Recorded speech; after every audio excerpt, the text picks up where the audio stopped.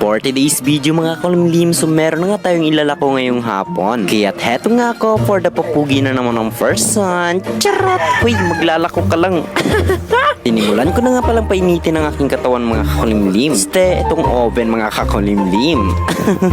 At ayun nga, nagsalang na rin ako dito ng obi and then cheese pandesal. For the serve na naman nga ang first one dito mga kalimlim dahil nga may mga bumibiling customer. Bilis ng music no, naka-timelapse kasi.